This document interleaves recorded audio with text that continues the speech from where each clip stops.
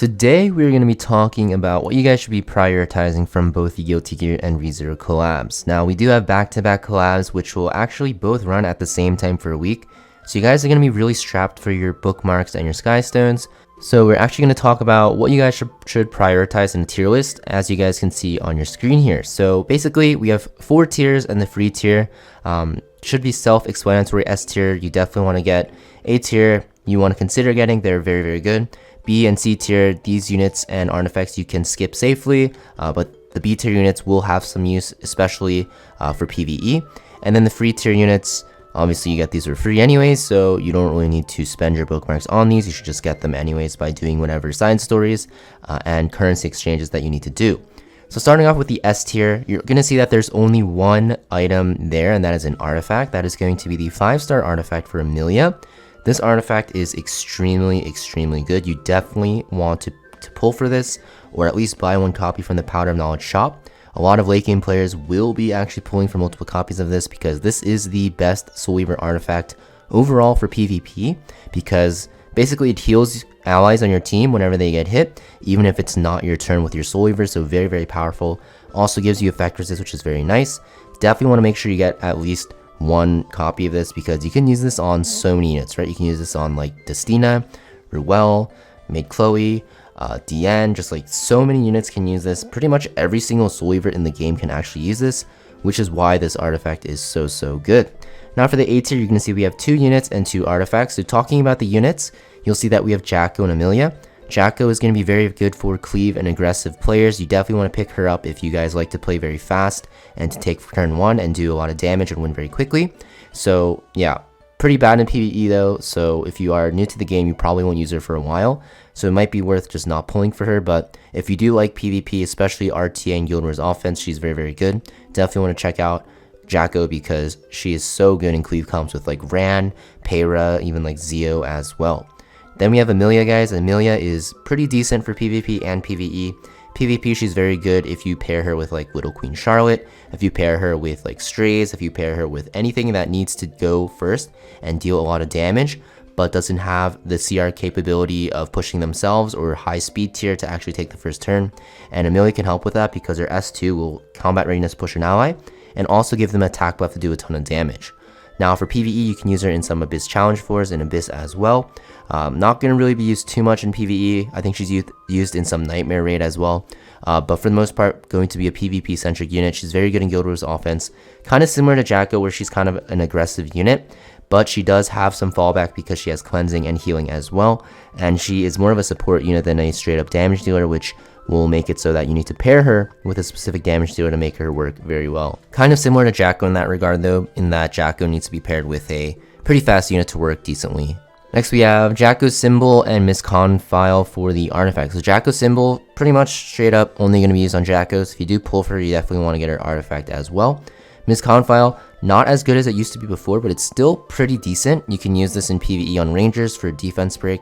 If you can put this on like a Leo to give him an extra chance of defense break so your runs are more consistent for hunts, although not really required. You can use this on like a Cerise and Expedition to give her very good defense break into dual attack capabilities. You can use this in PvP on like units like Wanderer's Silk because of her S2 to give you a chance to actually defense break and then dual attack as well, similar to Cerise, so that you can one-shot a unit. So a lot of capabilities to use this. Just keep in mind though, it is a Ranger artifact, so most units that are Rangers in PvP will use Guiding Light. So this will most likely only be used in PvE on Rangers or on some very specific units for PvP. So yeah, not as great as before, but I still think it is worth being in the A tier. Some people might argue it's top of B tier, but still pretty decent. The only downside though, it is paired with Elfelt, who is a pretty terrible unit.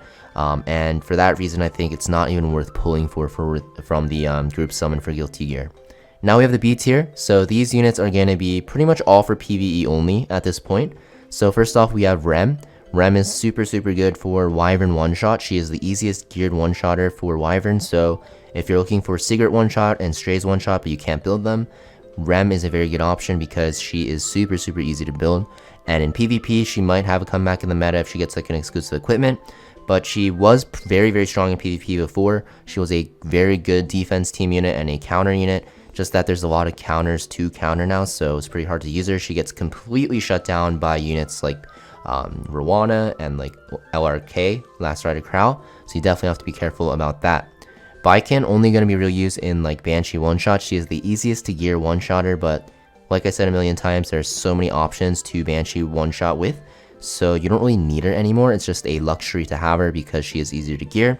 So really up to you. If you guys want to get into Banshee one-shot very easily, then Baiken might be the unit for you if you really need to gear your ML Landy and stuff like that. But if you guys can wait a little bit, which I would recommend, then you don't really need Baiken. And also, one of the free units, guys, Ram, can actually one-shot Banshee as well, as you guys can see below in the free tier. So might not be worth picking her up or buying her with your coins. Next, we have Dizzy, very good in Abyss, but that's pretty much it.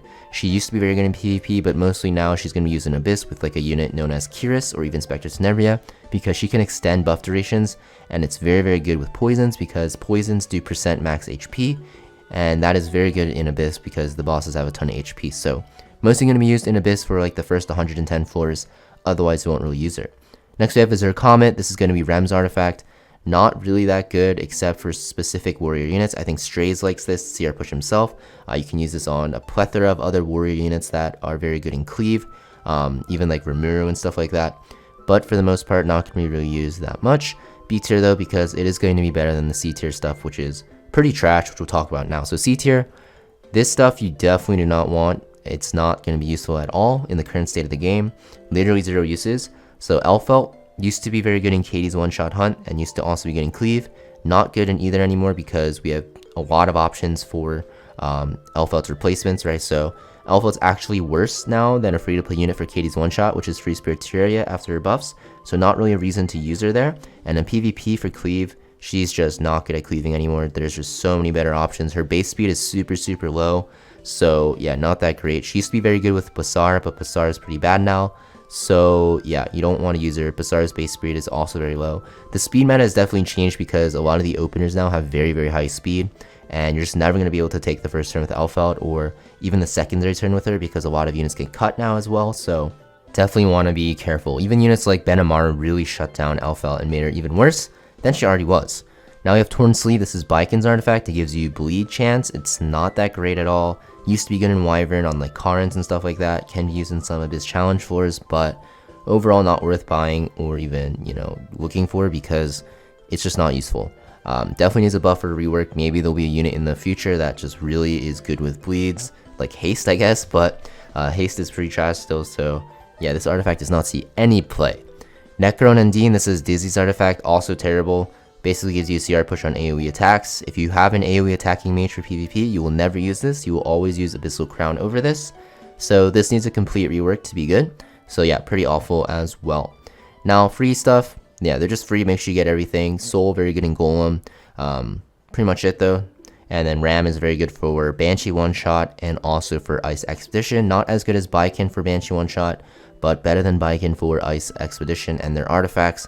Severn Horn Wand is good for Ice Expedition, and then Junkyard Dog, not really used at all except for outside of Abyss challenge floors. So yeah, that's pretty much what you want to prioritize for these collabs. I think the only thing you really need is this Guardian Ice Crystals. It is so broken. Otherwise, like everything else is easily replaceable. So as long as you get the Ice Crystals, you should be good to go with like Pattern of Knowledge. Should be easy to buy from the shop, but everything else, you know, can be replaced. So it's really up to you. I think the only things you really want to consider are like the A tier stuff and the B tier. C tier don't consider at all. A tier, just to summarize, right? If you like to cleave, Jacko's very good. Emilia is very good if you like to play aggressively as well. If you want to see our combat readiness pusher with an attack buff, Jacko Symbol for Jacko and Miss Confile. Probably not the best option to purchase because you're not going to be running Elfeld's Banner because she's so bad. And then B tier, right? All for PvE, right? We have Rem for Wyvern one shot, Baiken for Banshee one shot, and Dizzy for Abyss. And then we have a REZERO Comet as a okay artifact for warriors in aggressive comps. But yeah, that's pretty much it for this video though, guys. Hopefully you guys get lucky with your summons and pull everything that you need from this collab and what you want. And as always, consider liking the video. It really helps me out a lot in the YouTube algorithm. And also subscribe if you guys want to see more content like this in the future. That being said, I'll see you guys next time, and thank you for watching. Peace.